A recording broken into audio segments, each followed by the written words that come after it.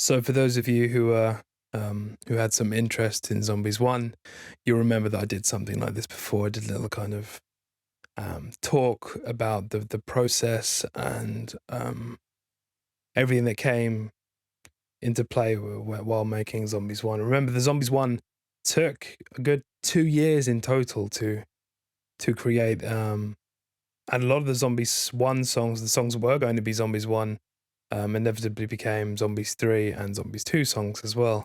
Just riffs and bits and bobs that I didn't kind of think fit with Zombies 1.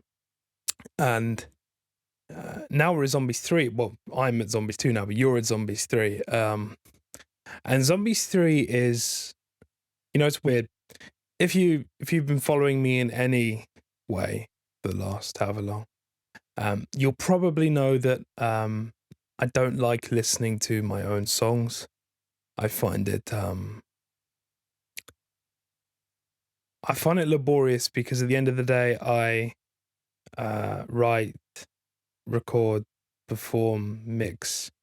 I don't master them yet, but I can master. But I don't master my own songs. I make a point not to master them. But I do all of that on my own songs. So when I hear a song now, for instance, "A Drowning in Paris," just for instance, I just hear all of the mix stuff. I can almost see faders automating in the background. I can kind of that's what I don't hear the song for the song, and that's an issue when it comes um to creating albums like this. And I've always worked that way. I've always worked mainly as an artist, but an artist who mixes his own stuff. Because before Zombies 2, I hadn't trusted other people to mix my stuff. Now with Zombies 2 here, I'm actually getting someone to mix it, which is the first time I can think of in a really long time that someone's actually going to be mixing my songs. So I'm really happy with that. But Zombies 3, as I was saying, I don't really listen to my songs. I was speaking to Joey, who's the Zombies 3 counterpart, a couple of days ago, and I said, I've just listened to Zombies 3, basically the first time since we've released it. I've heard bits and bobs, like watching people, they make music videos on YouTube and stuff for them. But the first time listening to it from Avogadro to Dissension, that's the first time I've heard it like that. And I see the merit. I like what we did with Zombies 3. I'm going to go out on a limb and say that I prefer it to Zombies 1. Because it's, you know what it is? With Zombies 1, all the pressure is on me to do absolutely everything. And I'm a jack of all trades, master of none, basically. I'm not the world's best guitarist, not the world's best singer. I'm getting pretty good at the drums though, but I'm not the best of everything. I'm a multi-instrumentalist and I play pretty much everything. If you put an instrument in front of me, I've never seen it before, give me an hour and I could play you a lot of songs on it. But I'm very good in terms of the theory that goes behind music, and obviously I'm classically trained. Well, I'm not classically trained in terms of Beethoven and stuff, but I know how to write a song. I know how to score music and read music in that sense. But I'm not the best that there is at certain instruments. Which is why when it came to Zombies 1 and 2, I kind of immediately went to the 7, 8, and even a 9-string guitar with Zombies 2. Because I can get away with a lot more. When you're, I shouldn't really talk like this, but I'm trying to be honest with it. When you're a guitarist, and I've played in every single tuning you can think of, probably every single tuning. I like to experiment with tunings as well. And I'm good. I'm all right. I'm good at guitar. I am good at guitar, but I'm not Joey at guitar. There's good, there's insane, there's fucking mentally good, and then there's Joey at guitar. It should be a new thing above mentally insane. Depending on what you think of mentally insane, because mentally insane could be right down here and with bad above it. But no, Joey is extremely good at guitar. And with Zombies 1 and 2, as I said, I felt myself adopting a more low-strung, low-tuned environment for those. And you can hear it more specifically on Zombies 1, There's a couple of songs on Zombies too.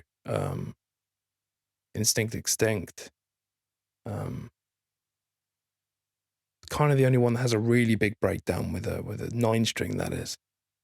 But I like to hide things in guitars, not just my lack of skills, but Easter eggs as well. I have not intonation in guitar, but I have staccato notes in Zombies 2, which are Morse, which you'll probably be able to hear which song that is immediately because it's very obvious. But there's also 2 other songs which have note harmonies, and if you're slightly better at music, you'll be able to work it. Well, okay, one of them's 935, and the other one's pretty obvious what it would be, but it's interesting, and it sounds really weird, the other one, because if you have a 1, 1, and a 5, it's not really supposed to sound like music, because one note above one note is fucking awful when you play it together. But anyway, that's that. And so let's welcome Joey. Joey came to me actually. I found his email, his original email the other day. I was clearing out my inbox, and he said basically like, "Look, I'm a guitarist. I'm into gaming. If you ever want to talk, let's talk." And I think it was about 3 or 4 months after that we actually talked. I think the very first time I talked to him, no, there was a time before that where we were playing for Rucked. I remember it now. But there was the time after that, he said, basically, we should make an album together. And I said, fuck it, let's do it. And that was pretty much as simple as it was. And that was the most simple part of this whole process, was that, because everything else was fucking awful. Not with Joey, but just, it was really irritating. Because for those of you who don't know, Joey lives in the States, and I don't live in the States, and that's an issue. And so the entirety of Zombies 3 was recorded over Skype. Not over Skype, but with Skype as the medium to communicate. And Skype's really good for everything. Other than that, it was really a really irritating process, because, for instance, we'd kind of come up with this general idea. Joey would either have a riff, or I'd have a piano hook, or even a drum hook in some senses. And you'd kind of send it back and forward, and he'd send something back, and it'd be really good, but in that time I'd have made something else, and those things definitely didn't fit together. So it was quite a weird to get the gears moving at the beginning. Saying that, in the beginning, I think we had 3 weeks at the beginning of the process for Zombies 3, where just seemingly everything went really quickly. Then I had some personal things in my life, so I had to actually cut Zombies 3 for a minute. And I think a couple of months later, I came back and we finished it in. That took a while then, when we really invested a lot of time and effort into it. And I think it pays off. But, before I did a track by track thing, and I'm not sure looking back that it was as helpful as maybe it could have been, because the idea of that track by track thing at the beginning was to give you some insight into some Easter eggs that were in the tracks, but I never did it in the Zombies 1 version of this little interview thing. I never did it. And so I wanted to talk more about the feeling of the albums. And what's interesting is that last night was the night that I can now stamp and say that Zombies 2 is completely done. Because before that, I'd left Zombies 2 for maybe a month before. So a month ago, I thought I'd finished it and kind of put it away. I just thought I'll upload that 2 weeks after PS3 release of Origins, because that was when it's a very specific date that I'm looking for, and it's actually slightly over 2 weeks that I need to release it. But I wanted to do that, and then I listened to it back maybe a week ago now, just in the car. Just thought I'd listen to it just to make sure there's no like clicks and pops, because I was doing my own mixing and stuff. So and what you don't know about all of these albums is that they're mixed digitally, and then they're pre-mastered all on tape, which gives them a lower volume, but I think a more kind of saturated and full, and I just love the sound of tape. I always have loved the sound. I have 2 tape machines here. I just love the sound of tape.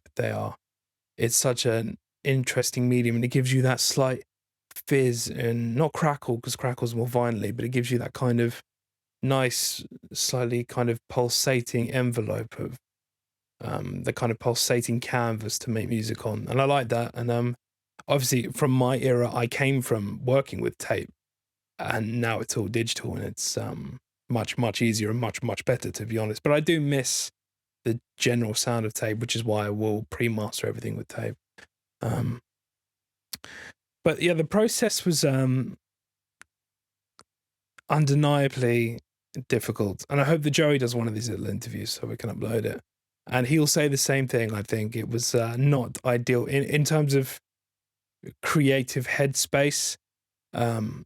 It's so much easier to work in a room with someone, and I know this from experience. It's much easier. Yeah. Okay. For example, when we're doing play the game stuff, and they'll come down to the studio in the bunker, it's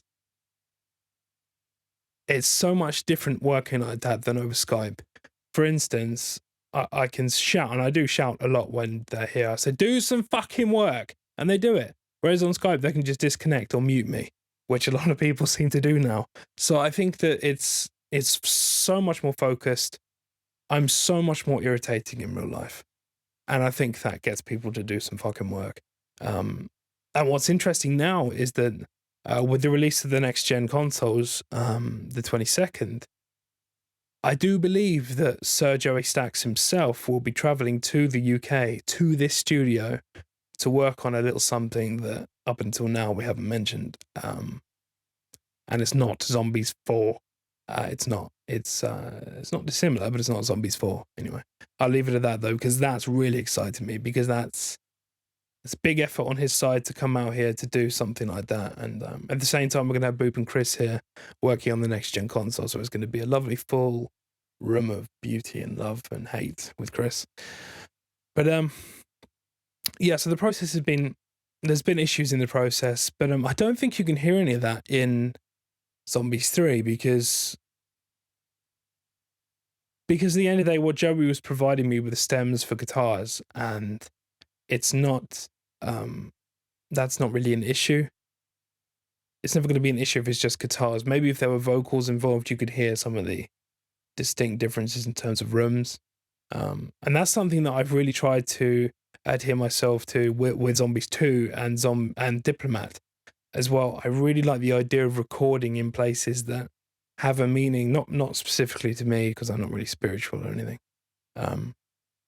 but that have a meaning and a feel, because every room has a feel. I'm not saying they're haunted or anything, I'm just saying that rooms have feel. Some rooms are really depressing to be in, some rooms are light and jovial and things like that. So I like that idea, and I've really tried to implement that into especially into Diplomat. But even Zombies 2 is recorded in 3 or 4 different places, and you can really hear it, and none of those places are studios, because you will hear a distinct difference from Zombies 1 to Zombies 3. You'll hear an even more extreme difference between Zombies 1 and Zombies 2 and Zombies 3 and Zombies 2, because Zombies 2 is very, very different. For instance, when we're talking about Zombies 3, the guitars were done what we call in the box. They were done in Pro Tools with Native Instruments Guitar Rig 5, and I used a bit of Amplitude as well. But they're all done in the box, whereas Zombies 1 and Zombies 2, I do something called reamping, which is a really clever technique that I learned, 10 years ago, where essentially you play into the computer clean. So I play just a clean guitar in with whatever effects on or on the computer. Then with my Pro Tools HD, I can output via a little thing called a Red 5 box to my guitar amp, which at the moment is by Victory. It's called the Duke. I don't know if you'll be able to see what this is, but it's called the Duke by Victory.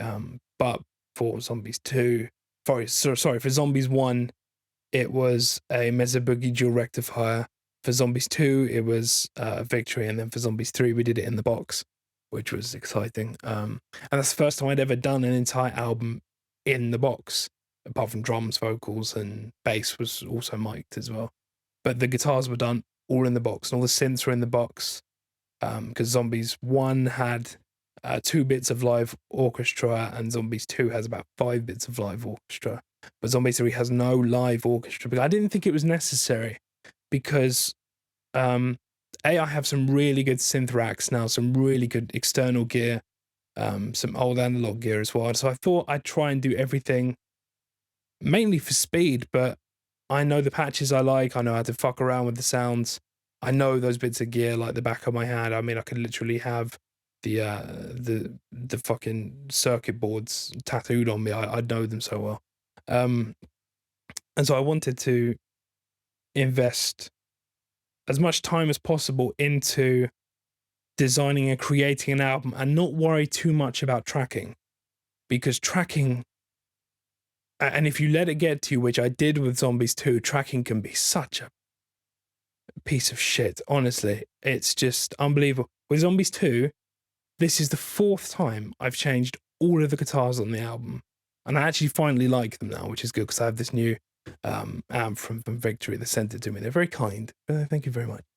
But they're very kind, and they sent me a nice new amp, and I really got on with it almost immediately because I used to play in mode 4, then went to dual rectifier, then back to a mode 4 because I didn't like the rectifier and what I thought was really boring, and now the Duke is like a mode 4 and a rectifier combined. It has this weird kind of sub thing. It's really good. It's really good, especially for the 8 and 9 string.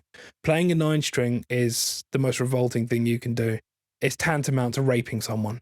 It's that disgusting. Depends what you think about rape as well. Making some wildly general statements here. People might love it and they think it's delicate, but no, it's amazing. And I've really enjoyed using that. But that was the 4th time I've had to track all of the guitars for Zombies 2, which was an issue. Now let's look. I will do a slightly track by track thing. I'm not too worried about the idea of going through each track and telling the story, but what I will say is this: is that Illuminati is something that I've spread between the 3 albums now. And so what you hear with Zombies 1, I'm talking about Jack here, is Jack in Zombies 1 is... Oh, by the way, in terms of chronology, before I talk about that, it goes Zombies 2, Zombies 1, Zombies 3. You'll probably, if you've heard Zombies 3 and you've heard the last Minya, you'll know that at the end, something quite final happens to Jack at the end. And that's not the end, but it's the end of Jack. And what's interesting is that without Zombies 2, you don't know who he is, you don't know what he's doing. It doesn't make sense. And this is the reason I wanted to hold on to Zombies 2, because what I've given you is the middle and the end without any of the content. So right now you're hearing those Minya and Ili, and you're thinking, well, I don't even care about this because it means literally nothing to me. Because without Zombies 2, there is no story. Zombies 2 inserts the kind of meat behind the story, and it would be like playing an Amnesia game and doing the ending first and working backwards. It would be like that, which is kind of what you do anyway, but it would be like that. And I think that that's a really interesting way of doing it, and I was always going to release Zombies 2 later because of the content, which was, I think, a solid idea. What I really, really like about Zombies 2 right now is that you haven't heard anything, but you've heard like 5-second snippets and stuff. But I've been really careful not to leak anything out of the studio, because before there were, accredited by me, but there were leaks of Zombies 3 and Zombies 1. And I didn't want that this time. The single's going to be with you within a couple of days now, and the album won't be long until that's with you as well. And it's, I think you're going to appreciate it. But Zombies 3 has a kind of warm place in my heart now that it didn't have before. I haven't really made it apparent how irritating the tracking stage was. It was mind-numbingly irritating, and it took a long time. Spread over a really long time as well. It didn't just happen immediately. It took 2 or 3 months to finish, and at the end of it, I just wanted to say, I don't want to do this now. I said to Joey, basically, well done, that's great, and then we just released it, and I didn't listen to it for a long time. Didn't want to listen to it. It was that irritating. It's like working with Callum. and it wasn't Joey's fault. It was just the scenario. It wasn't Joey as a person. It was just the fact that the other thing is, before I talk about that, the internet here, the studio, is fucking awful. So it cuts out and all these things. And it wasn't Joey as much as the fact that I couldn't get hold of Joey. Sometimes he couldn't get hold of me. And it was just quite an irritating time. But regardless, I think it was definitely worth it. So track by track, Avogadro was something that I started myself. You may remember a kind of demo, and I've demoed all the songs. There are demo versions of the songs. Some of them you'll hear at the end of Zombies 2 as well, because there's like a 15-minute conversation with me at the end of Zombies 2. And I give you some demos of songs as well, some unreleased songs as well that you'll hear. So that's really exciting as well, and I hope you look forward to that.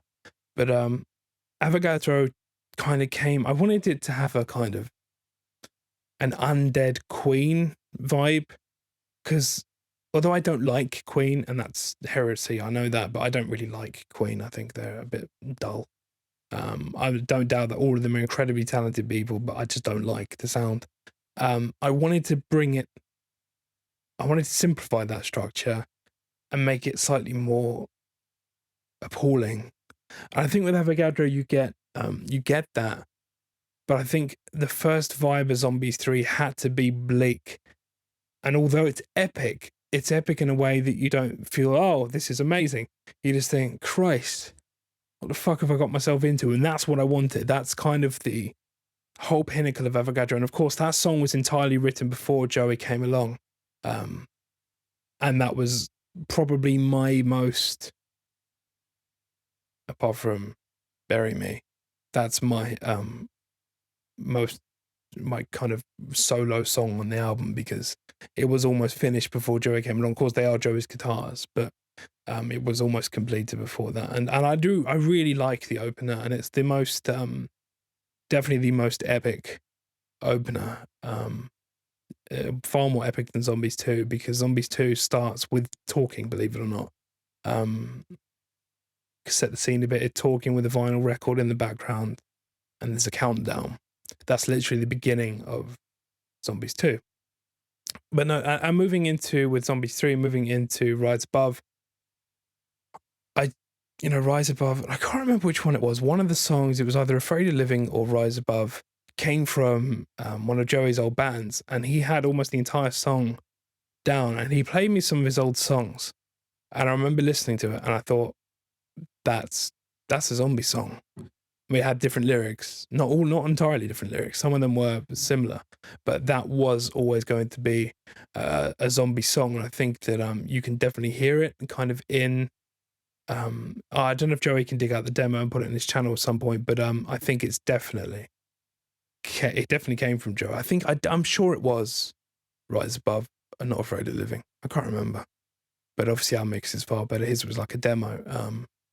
And we took it from a demo into something really specific, because there are zombie songs that I write that can have an actual meaning in terms of your life and the way that you perceive it. But with Rise Above, it's one that's really specific. It talks about Zeppelins, really talks about Zeppelins, talks about the Giants and origins, talks about Giants worldwide, actually, and this idea of this pandemic and this huge prophecy coming to life, essentially, and how to escape. I always thought that the chorus on that was and it was going to be that way originally, and I didn't like it. It was going to be like the CDC putting out, Center of Disease Control, putting out a broadcast internationally saying, have you heard the news, Lewis? Let's ascend, because without ascending you're going to die. And I always wanted it to be like a news broadcast kind of thing, but then I toned that back a long way. And it just became a normal chorus, which is upsetting, because there was always a bit of broadcast in that, and it was upsetting that subsequently came out. And then you move on to the first Minya, where Boop gives you the coordinates for Alcatraz. I remember the Minyas were recorded at the time that I think Black Ops, it must have been January-ish, and Die Rise was just about to come out, whenever that was. which is a long time before Alcatraz was announced. Obviously, we knew about everything way earlier, know about all the other stuff now. And Zombies 2 is littered with next game stuff as well, which is quite cool. Been very privileged in terms of the amount of stuff that I can talk about. And I'm very good at doing that because the one thing I will say about myself is I like writing lyrics. I enjoy it, and I think it works quite well. And you know what I'm like with hiding things. I can hide things for years in things, and you'll never find them. You won't find them for 2 or 3 years. Then you'll find them and come yourselves. But but that's that. Moving on from the menu is Alcatraz, and Alcatraz was the first song originally going to be on Zombies 2, before Zombies 2 got a complete rehaul. And so I put it on. Zombies 3 had Joey redo the guitars, drums are redone, some of the vocals were redone, and Alcatraz has a real place in my heart because it was the first time that an entire song was future-proof. The entire thing was completely future-proof. No one knew anything about Mob of the Dead at the time, and that was the first time I'd used music to really future-proof something. There's always been future-proof elements in things, but that was the first time I really felt that that was a viable source of proving things. The other example of that, which was late, unfortunately, was High Rises, because and High Rise is named like that because a high rise, and the spawn, the underground spawns where zombies come out of the ground are called rises, or you can call them grave rises. But they're called rises, so it's high rises. So it's talking about high up zombies essentially. And that was written before Die Rise, and I had Amanda on the run. But there was a version before Amanda did her lyrics, which was slightly different. They're very different chorus as well. And then when Amanda came in and joined in the process, and Lox helped, it changed a bit. And unfortunately, it came out late. It came out after Die Rise came out, which was really irritating because that could have again been future proof, but it came out too late, so I literally couldn't do anything with it. So that was slightly upsetting. But I can't do much about that. I think Alcatraz has a real place in my heart in terms of what it meant for me at the time, and the sound of it is just so big and horrible. I like the sound. Moving on to Take Me Down. Take Me Down, apparently, according to Joey, is a fan favorite, and I don't know what the fan favorite is. I have no idea. But Take Me Down is obviously it circles around Origins and Buried. You at the time when I was writing Take Me Down, Joey was around at the time, but I had an idea for a chorus and stuff beforehand, and there were always going to be elements. Okay, I'll tell you how it works. When I get information about the game, I get it sent to me in the mail as a pack, and I have all this stuff, and I just look through it all, and I don't know what goes with what.